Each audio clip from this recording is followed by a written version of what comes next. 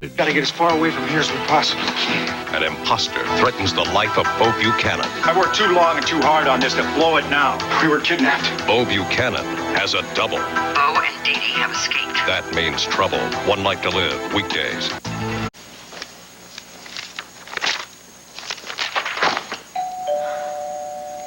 Emma, if that is Rob, I'm not home.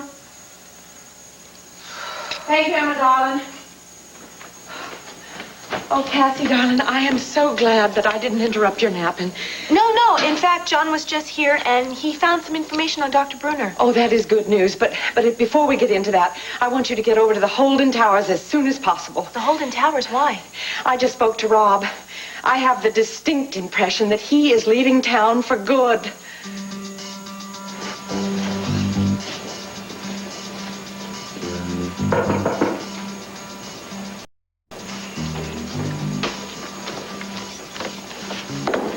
Sorry, Mr. Coronel. But when you didn't answer, I thought you'd gone out. I'll come back. No, it's okay. I'm glad I got a chance to thank you for the extra special service. I'll probably be leaving tomorrow. I know you probably won't spend this on yourself, but maybe you can get your grandson that baseball glove. Thanks. I'll miss you. Good luck.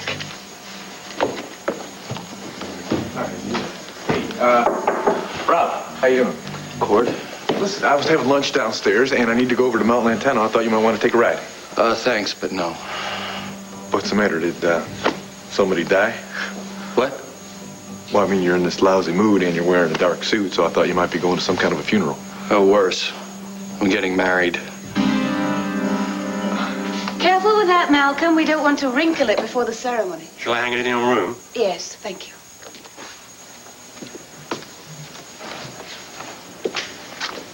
Darling.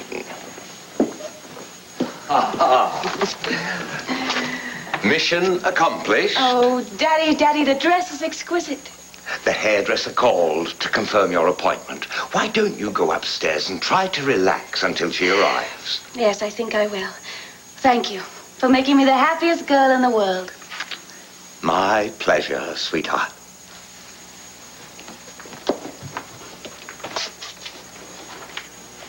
That was Bo. He's anxious to know if we've had any news of England. That nervous Nellie is more trouble than he's worth. I've told him time and time again not to call here too often. We promised to inform him on every detail. Why doesn't he concentrate on his own duties here in Landview and stop fretting about the situation in England? The situation in England, as you so blithely put it, is of serious consequence to him, Henry. After all, he's impersonating the young Mr. Buchanan. And if, God forbid, the real Bo and his wife were to escape your associates and find their way to Landview, our Bo would spend the rest of his life in prison along with you. No one is going to prison, Elizabeth. So you can stop that nonsense immediately. Our people in England said they would handle Bo and Dee Dee, and I am quite confident that they will. Constable, I come and go from this barn all day long. Surely I would know if someone were hiding in here. Oh, now, if you'll excuse me, I have to see to my dinner. Go ahead. I can search better without you all chattering anyway. Well, you've no need to search at all. This is a very dangerous couple. They've stabbed one of Lord Henry's faithful servants. Oh, well, why on earth would anyone want to arm a poor servant? I'm not at liberty to discuss this case with anyone. Oh, no matter. The man and woman are probably Here. in Scotland. How do you know it's a man and a woman? That's usually what people mean when they use the term couple.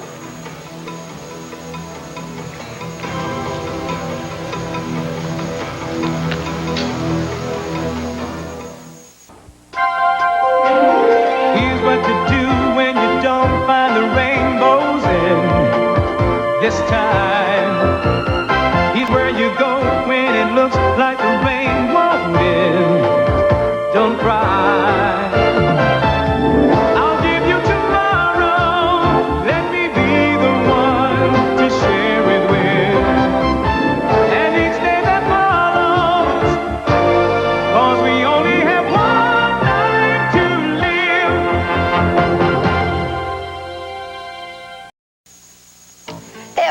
There's work to to be done and you're wasting my time, Constable. It's my duty to investigate.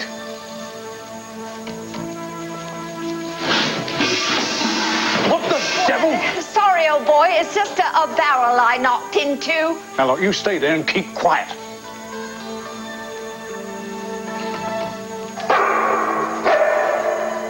Damn that hound! You watch your tongue and mind your manners, Constable.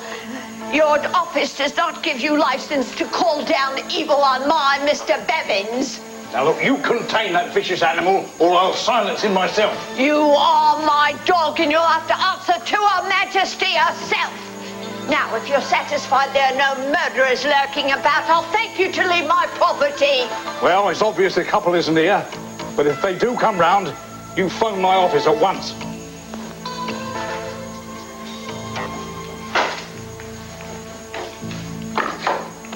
It's all right now, Mr. Bevins. The old devil's gone.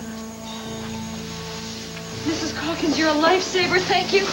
Constable is just a phone call away. Perhaps you'd best not give me any more malarkey about this being lovers lost in the countryside.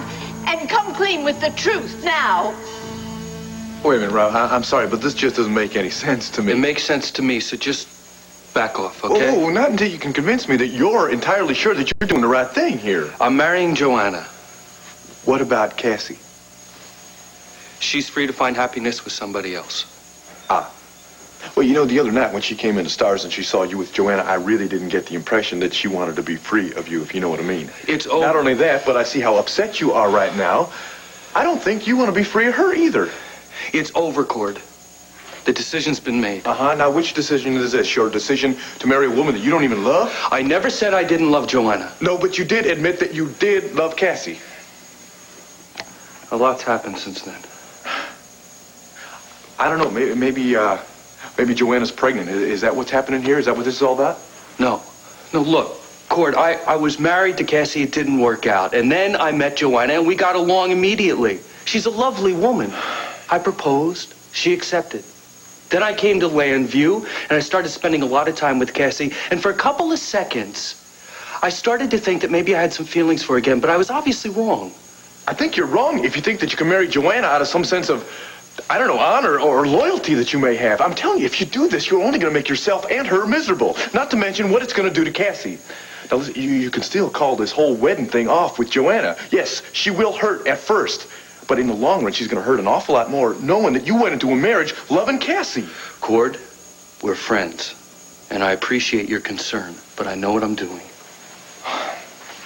Is Joanna's father behind this? I mean, is he the one who is pressuring you into this marriage? Forget about him, man. Even if he is royalty, that is no big deal. Why ruin your life and Cassie's? Not to mention what it'll do to Joanna's. All right. This is the truth. I am marrying Joanna in order to protect Cassie. Protect her? From what? I can't tell you right now. Just trust me, okay?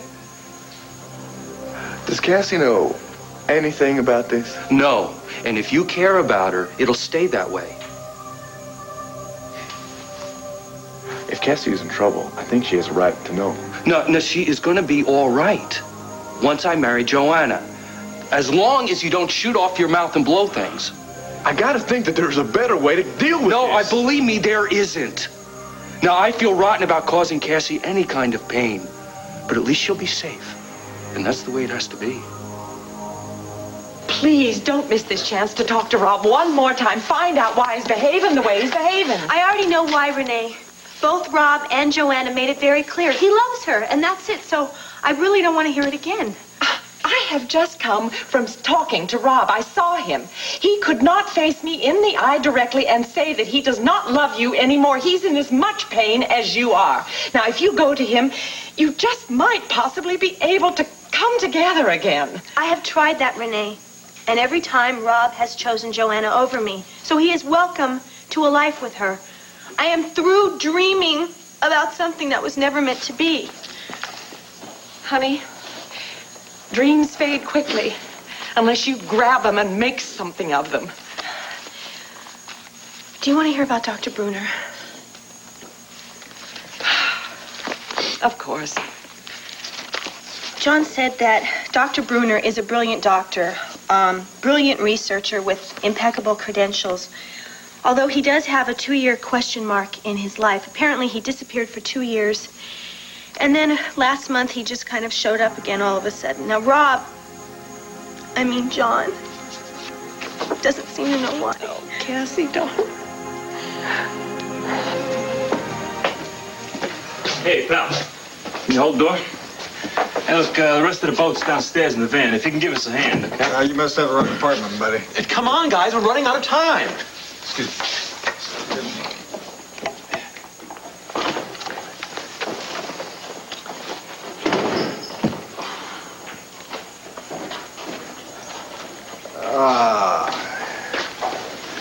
Excuse me. What's going on here? An evening with Mark Antony and Cleopatra on the Nile. Are you the extra carpenter I sent for? No, I'm not. Another one of Cleo's slaves. Great. You're perfect.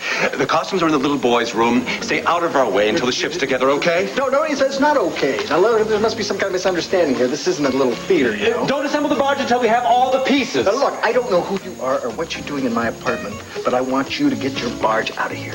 You're John Russell.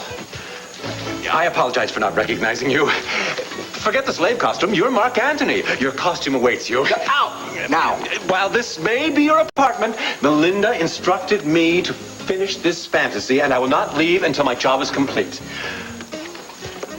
Well, what's your name, anyway? Fred. Fred, listen. I'll pay you double whatever Melinda was going to pay you, okay? Just get these people out of here. Why don't you relax and put on your costume? Because I can't relax without my TV here. I don't want to relax on a barge on the Nile. Where's Melinda?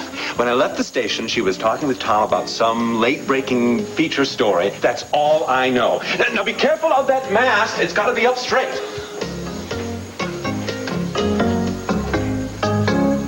The estate is called Stonecrest. It's really very impressive, not unlike Wellesley Hall. Of course, it doesn't have a dungeon, but it does have a bomb shelter, and that could be used as a holding area for our prisoners until a more suitable place can be built. Henry, someone else has made a bid on this property, so if you're interested, you better move quickly. Will you stop staring at the birds or whatever it is you find so fascinating and talk to me? Before we purchase an estate to house our prisoners, we must first find them. Well, you were the one who kept telling me that your people in England will handle the situation. I'm just trying to be optimistic. Elizabeth, why don't you go and see if Joanna needs anything? Henry, you are on the verge of a heart seizure. You can't deal with the wedding and the situation in England. It's too much of a strain on your heart. I have waited far too many years for this day, Doctor. I will not allow anything to stand in the way of my daughter's happiness. Then you have one of two choices. Either go up to your room and lay down for an hour or two, or take a relaxing stroll out in the gardens. Which will it be? All right. A stroll it is. It's probably just the caterers. Let Elizabeth deal with it.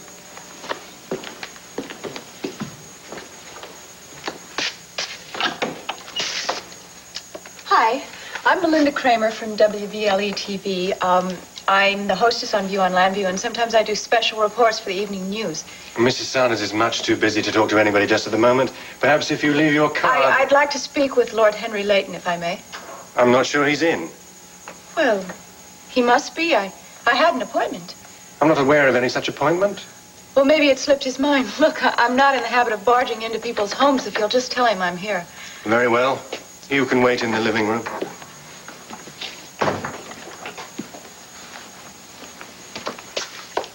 Thanks.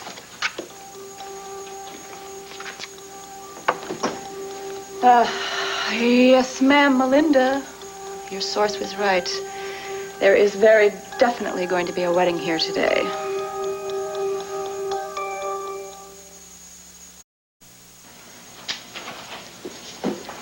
Miss Kramer, is it? Lord Henry, so nice to see you again. We met at Landfair at the wedding of Mary Lynn and Wade.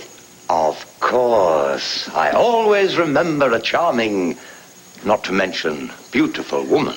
Oh, the sun never sets on the British Empire. Alas, I'm afraid our glory has faded somewhat. But chivalry is not dead. You won't think me gallant when I admit I don't remember having an appointment with you. Well, I hope you don't think me too pushy an American, but I'm afraid I was less than honest with your butler. You lied to him. Yes, I did. And I'd say I'm sorry, but that wouldn't be very honest either. As a man engaged in the communications business, I appreciate the lengths reporters must go to obtain their stories. What puzzles me is why you should think there's a story here. My source tells me that Elizabeth Sanders called into a florist and ordered a very large amount of wedding flowers and wedding bouquets, which tells me that there's a wedding here. Now, if that's true, I would very much like the exclusive, especially if it's going to be the wedding of such newsworthy people as you and Elizabeth Sanders. Me and Elizabeth? Well, you are very old friends, and friendship does ripen into love, doesn't it? My dear Miss Kramer, I would dearly love to be able to give you the exclusive you desire, but I'm afraid you must wait a bit. Would you do me the favor of containing your curiosity for a day or two? Allow me a little time to enjoy this occasion privately, and then I give you my word. I shall share it only with you. All right, it's a deal. Have a very nice day today, and please do call me before you leave town. Absolutely. Thank you.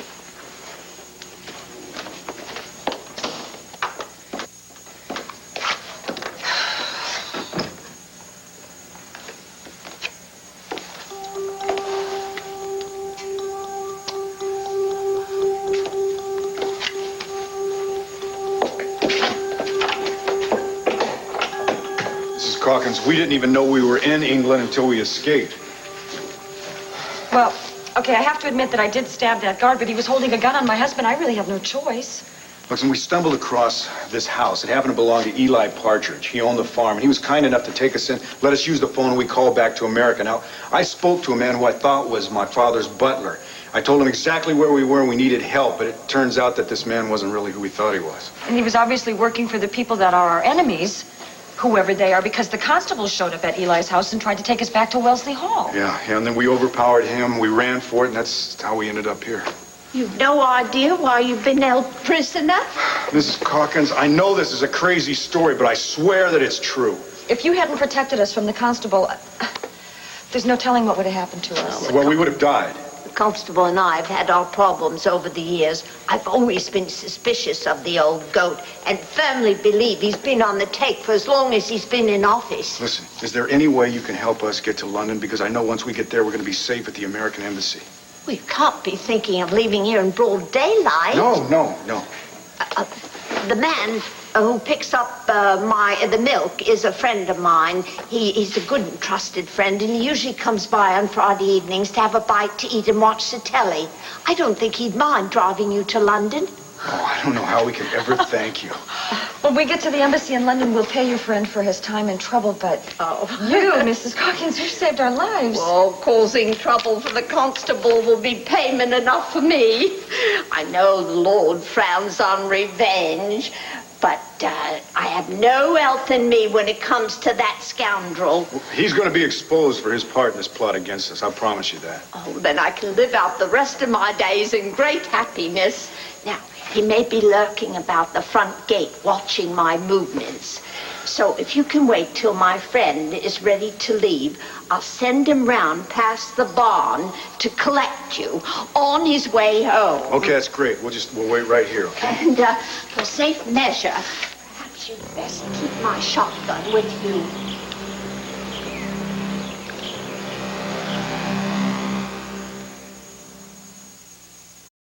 Cassie, dear, don't you want to rest for a bit?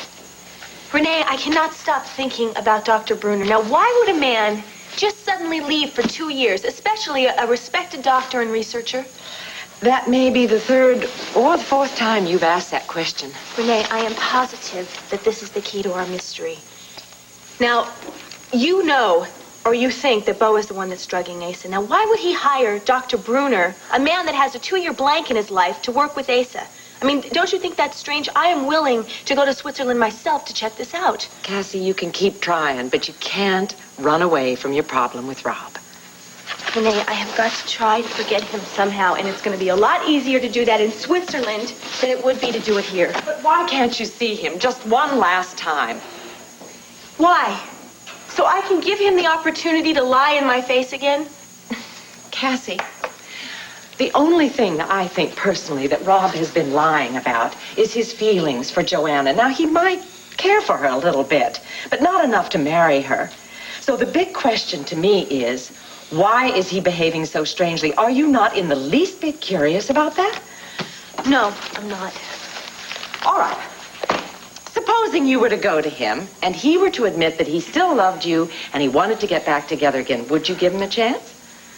He would not say that to me, Renee.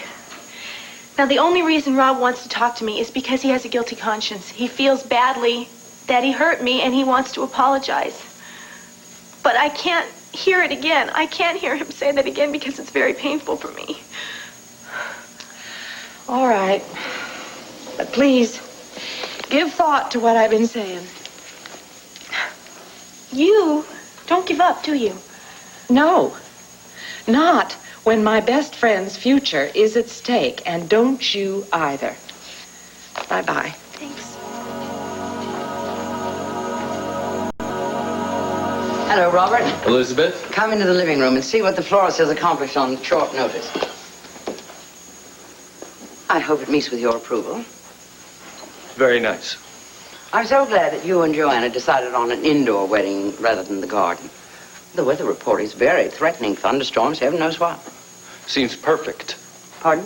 The flowers and all. Henry, the bridegroom is here. Ah, Robert Coronel, Dr. Kurt Brunner. Congratulations and best wishes. Thanks.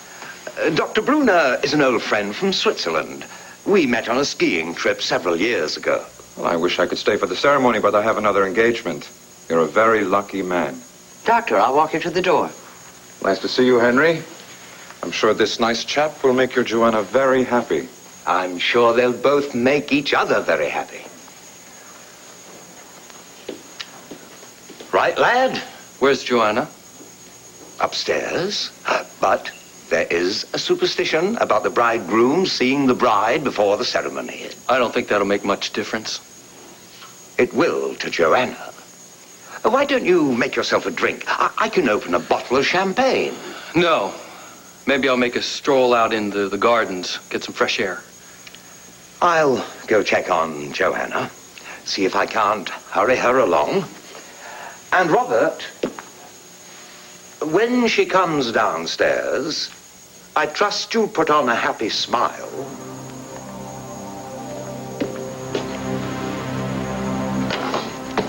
Dear, I'm making such a mess here. Who is it? Father of bride. Are you decent? Just a minute, Daddy. Thank you, Claudette. I shall call you when I'm ready to get dressed. Yes, ma'am.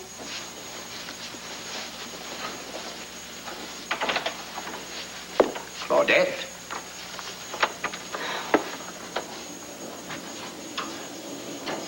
I do so wish your mother were here today to share this special time with us. She's with us in spirit, Daddy. I'm glad you feel that way.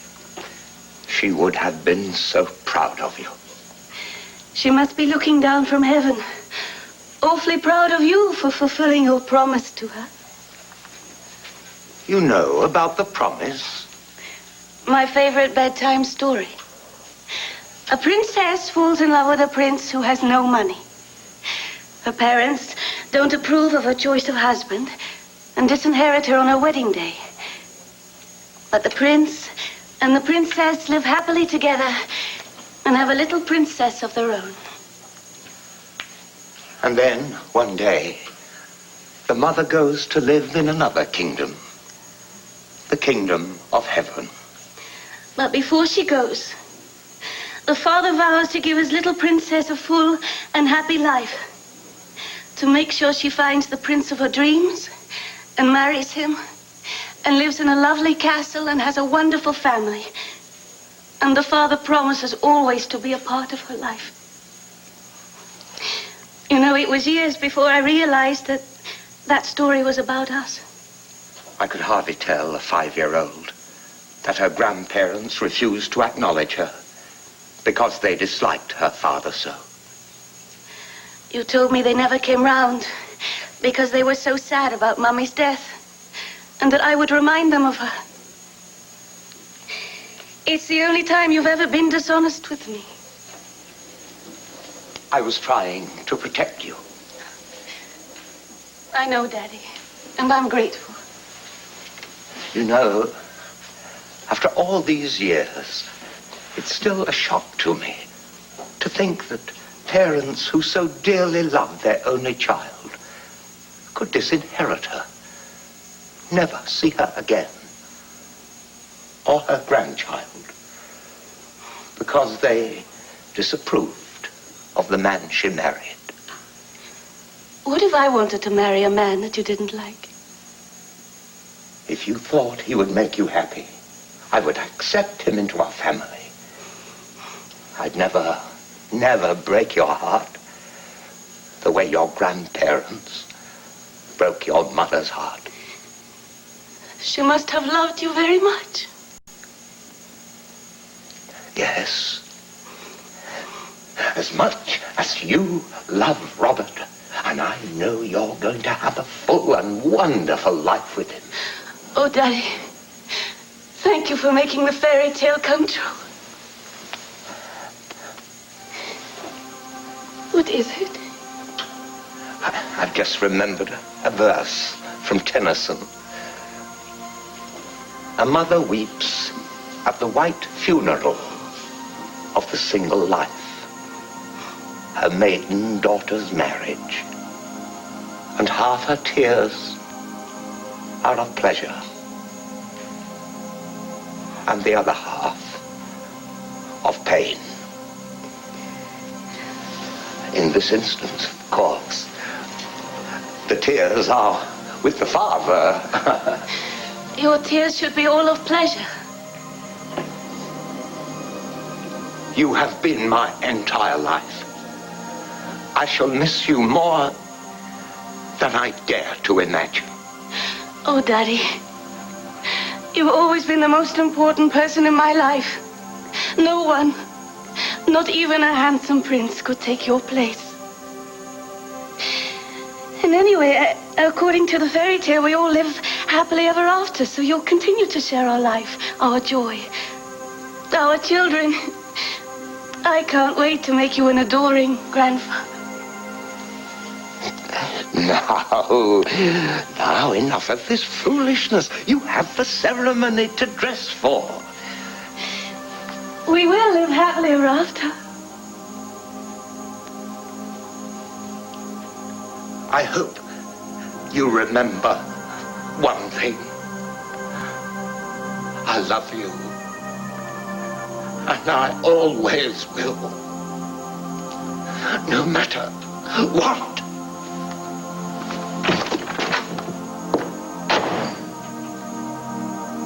God bless Mrs. Calkins. You know, we should think of something really nice to do for her. No. God bless her friend that's taking us to London. So how long do you think it's going to be?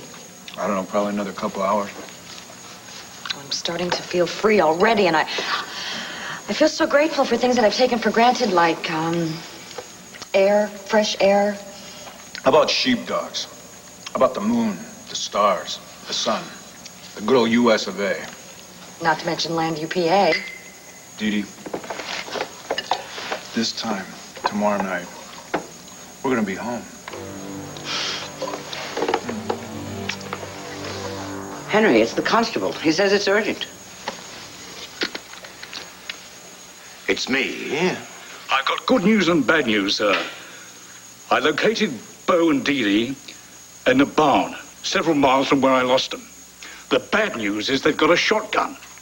How in blazes could they have acquired a shotgun? The old biddy who owns the farm is protecting them. Plans to have them driven to London this very night. Get them out of that barn. Get them back to Wellesley Hall. And I want them alive and unharmed. Do you understand? No bloodshed. Oh, that's something I couldn't guarantee, sir. I mean, the lad's bound to give me a fight. and he won't hesitate to use that gun. Go to my aide at Wellesley Hall, the man who's supervising the entire operation. Tell him exactly this. It's time to play our trump card. Our troubles are over, Elizabeth.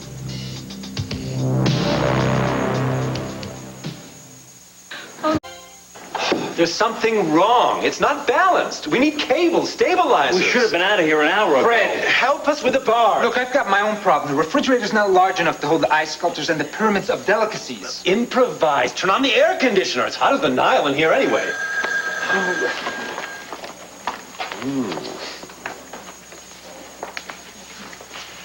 Very nice. A little more oil in the upper arms.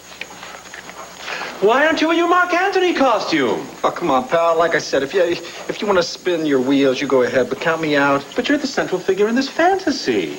As I recall, Mark Antony bowed out himself. Now, I'll let Cleo play this last act herself. I'm going down to the bar and watch the ball game. The animal trainer hit the wall on the llama. He can't find one anywhere, but the camels and the asp are on the truck ready to roll. You tell that animal trainer if I see one snake or camel up here, it'll be his swan song. John, what are you doing here? I'm on a campaign to destroy Egypt. That's what I'm doing here. Oh, my surprise is ruined. Trust me, it was a surprise.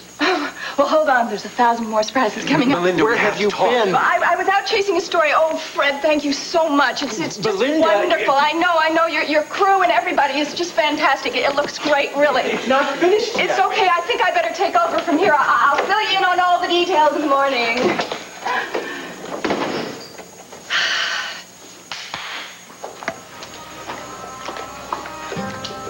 Dress, my lord, for his delightful excursion down the Nile. If you come near me, don't come near me. Oh, my lord is fatigued from all the battles of the day, and not himself, but his queen knows how to relax him.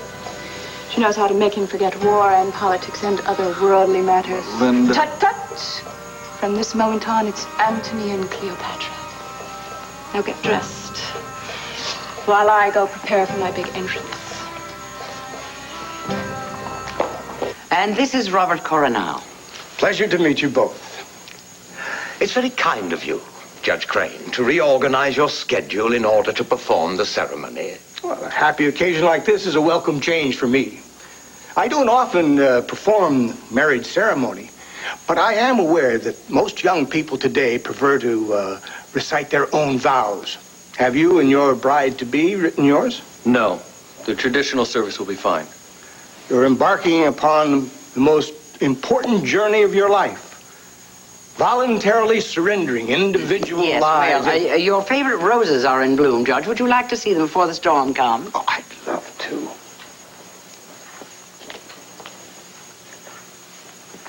This ring belonged to my dear, beloved Caroline.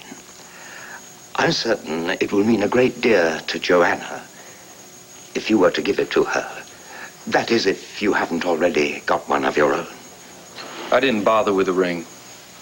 I had a feeling that you would just take care of everything. And I'm sure that you made all the arrangements for the honeymoon and even picked out a place for us to live when we get back. I can forgive your bitterness, Robert, knowing the turmoil you've been through these last few weeks. You can't even begin to understand. My life has been one of sacrifice also, Robert. But I learned to cast away the anger and the bitterness, turn defeat into triumph, and sadness into joy. Bully for you. Now you can run my life. I'm not trying to run your life, Robert, merely fulfilling a promise made to your father.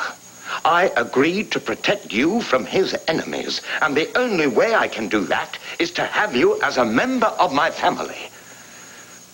All I want is give Joanna a chance to make you happy. Then I know the sadness you feel now will turn to joy.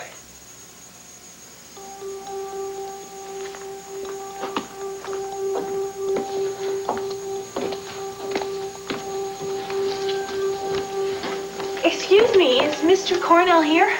No, he left earlier. He checked out? No, ma'am. Actually, he did talk about checking out tomorrow. Well, if it's any help to you, he left with one of those limousine drivers. They were talking about going to the Sanders mansion. Thank you. Thanks. Drive carefully. We're supposed to get a storm.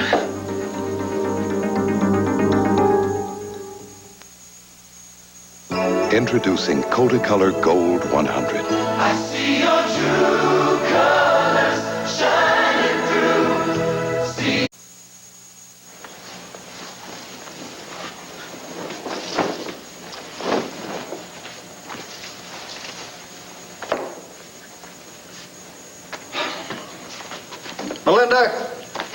Melinda, come on. I would like to see the ball game. Let's get the show on the road.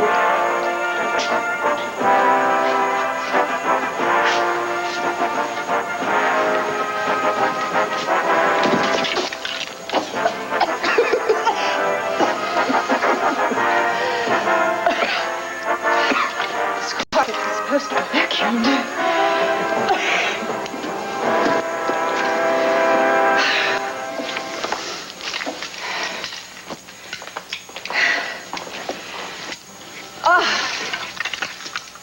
Such sweating labor indeed.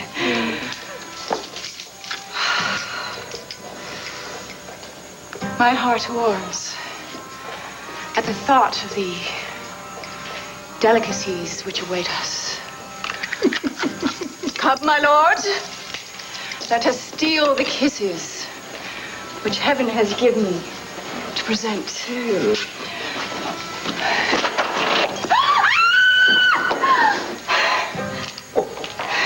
Pray tell, hast my lord, my queen, hast thou enough of this silly game?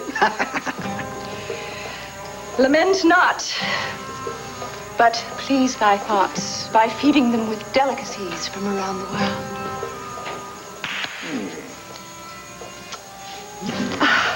What is this? Where's the sumptuous feast I ordered? This is it. The pyramid's melted. Has it ever occurred to you to use the refrigerator? There wasn't any room, and your lord here wouldn't turn on the air conditioning. I can't believe this. Oh, this is just, everything was supposed to be perfect. To hell with it. This is unbelievable. This whole day has gone like this. First of all, I go and have a meeting with Lord Henry Layton, who's supposed to give me this exclusive on what I think is his marriage to Elizabeth Sanders. As it turns out, it's Rob's marriage to Joanna. So I have to sit on that bombshell that... Wait a minute, Rob and Joanna? You just tell me about that. Well, I gave my word to Lord Henry, and, you know, a report is only as good as her word. Melinda, cut the bull. When's the wedding? Tonight, at the Sanders mansion. Okay, go ahead. You want to run to Cassie? Go on. It's all right. Thanks.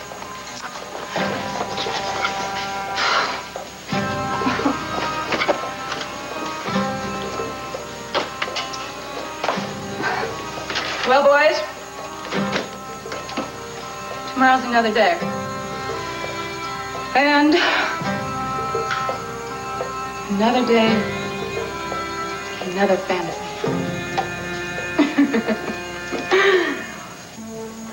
Hey, Bo, you don't think Mrs. Calkins' friend changed his mind about taking us to London, do you? No, if he had, she'd have come and told us. Probably just engrossed in some TV show. He'll probably be out pretty soon.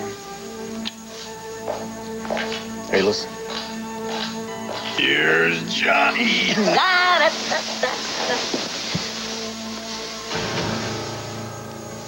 Stay where you are, folks. I'm not alone. Come peacefully and you and your men just get out of here, Constable. We're not leaving without you, Buchanan. Yeah, well, then come and get us. I got a shotgun pointed right at you. I'll blow you away before you can take 2 steps.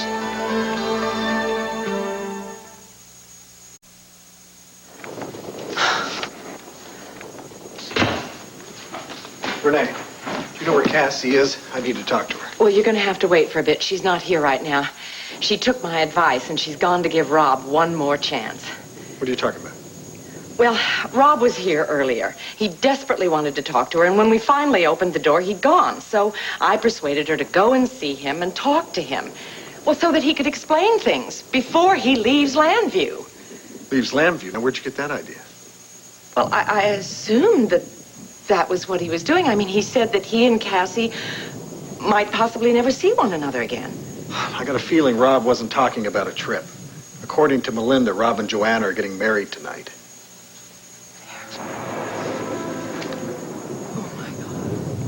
And forsaking all others, keep her only unto you, so long as you both shall live? I will. Joanna, will you take Robert to be your lawfully wedded husband, to live together in harmony? Will you love him, comfort him, honor him, keep him in sickness and in health? And forsaking all others, keep him only unto you, so long as you both shall live? I will.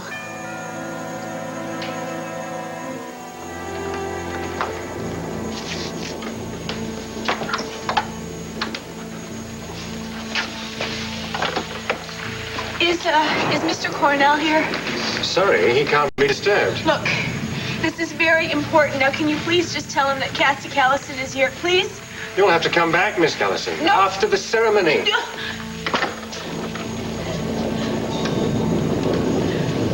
I, Robert, take thee, Joanna, for my lawful wife, to have and to hold from this day forward, for better, for worse, for richer, for poorer, in sickness and in health, until death do us part. I, Joanna, take thee, Robert, as my lawful husband, to have and to hold, from this day forward, for better, for worse, for richer, for poorer, in sickness and in health, till death do us part. The rings, please.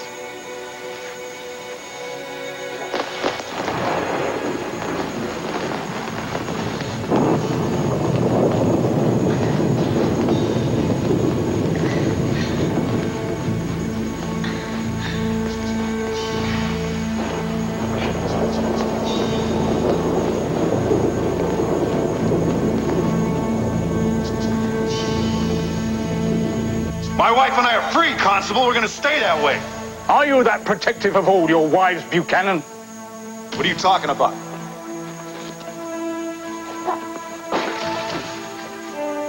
Now, throw down your gun and surrender, or she dies. Delilah.